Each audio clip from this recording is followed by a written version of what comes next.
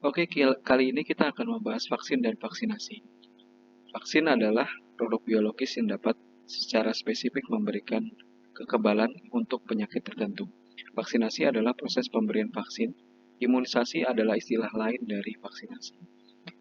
Meningkatkan kekebalan seseorang secara aktif terhadap sesuatu antigen, baik itu virus maupun kuman, dapat diberikan eh, dengan cara memberikan antigen tersebut. Sehingga bila terpajan atau terpapar dengan antigen yang sama sudah mempunyai zat kekebalan yang spesifik.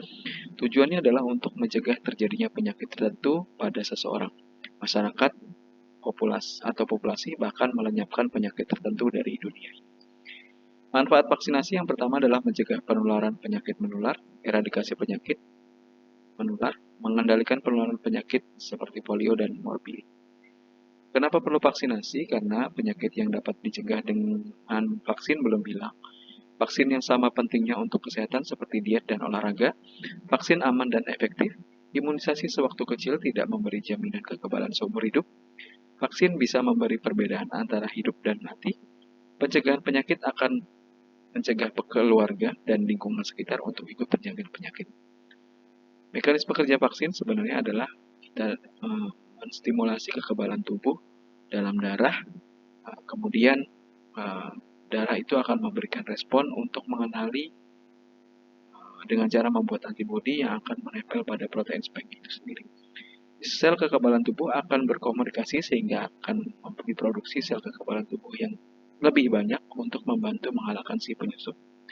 Kemudian sistem kekebalan tubuh akan memproduksi sel memori jika mereka merasa melihat virus yang sama datang kembali. Platform pembuatan vaksin kurang lebih ada 4 macam, yaitu virus yang diinaktivasi, menggunakan protein subunit, atau menggunakan virus vektor, maupun yang berbasis mRNA. Biasanya yang paling efektif adalah yang basicnya mRNA. Tantangan pembuatan vaksin adalah karena dalam waktu yang cukup lama dalam menyelesaikan fase-fase atau setiap tahapan yang harus dilalui untuk menemukan vaksin yang baru. Uji klinis pada pengembangan vaksin itu terdapat 3 fase. Yang pertama yaitu fase 1 atau fase primer untuk mengevaluasi keamanan dan reaktogenitas. Kemudian fase 2 itu untuk mengidentifikasi bentuk vaksin, dosis optimal, dan jadwal pemberian. Fase ketiga adalah mengevaluasi efikasi dan keamanan pada populasi yang lebih besar atau lebih luas. Herd immunity adalah istilah kekebalan kelompok di mana ketika kekebalan kelompok itu misalnya 70% itu sudah terimunisasi atau sudah kebal, maka sebagian kecil yang belum punya kekebalan juga akan terlindungi. Herd immunity bisa dicapai dengan cara alami maupun dengan cara vaksinasi. Uji praklinis biasanya dilakukan pada binatang untuk menilai imunogenitas, untuk menguji keamanan vaksin, yaitu toksisitas dan mencari dosis yang sesuai, serta menilai manfaat perlindungan terhadap infeksi, seberapa besar perlindungan yang akan diberikan. Uji ada istilah serokonversi dan seroprotektif. Serokonversi adalah peningkatan antibodi yang spesifik terhadap vaksin setelah diimunisasi. Sedangkan seroprotektif adalah level antibodi yang mencapai tingkat yang memberikan perlindungan. Efektivitas dan efikasi. Efektivitas adalah kemampuan vaksin dalam mencegah penyakit yang sesuai pada populasi dunia nyata. Sedangkan efikasi adalah penurunan insiden penyakit pada kelompok yang divaksinasi dibandingkan kelompok yang tidak divaksinasi pada kondisi optimal atau uji klinis.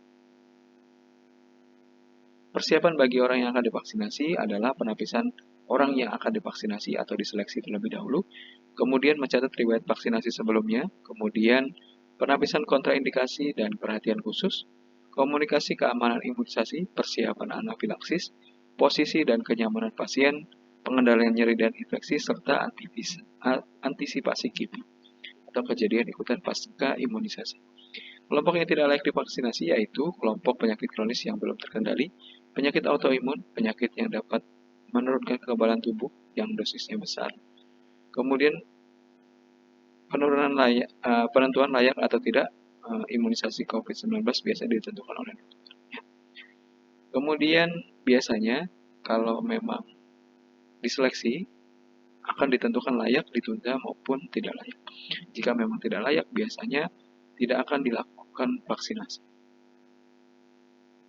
Antisipasi KIPI bisa dilakukan dengan cara berikut, yaitu yang pertama, semakin sukses suatu kampanye vaksinasi, semakin berkurang penyakit ada dalam masyarakat atau publik. Karena ancaman penyakit yang asli hilang dalam persepsi publik, perhatian penduduk, dan fokus pada efek buruk vaksin.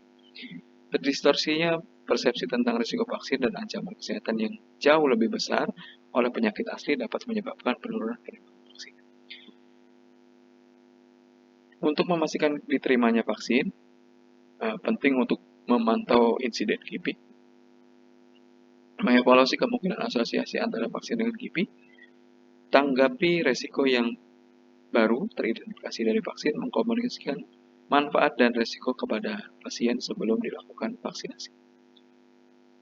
Mengapa KIPI harus dipantau? Tentu tidak ada vaksin yang 100% aman dan tanpa risiko.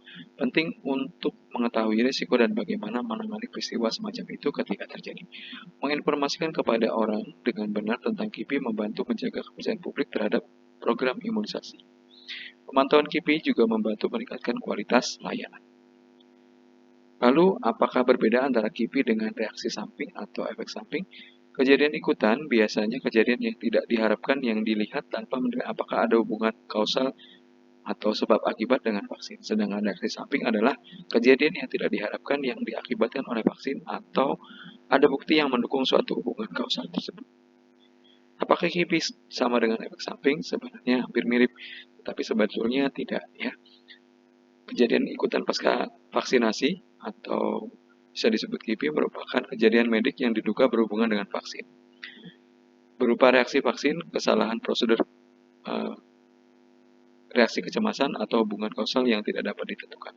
KIPI diklasifikasikan serius apabila terjadi kejadian medik akibat setiap dosis vaksinasi yang diberikan menimbulkan kematian, kebutuhan untuk rawat inap, dan lain-lain.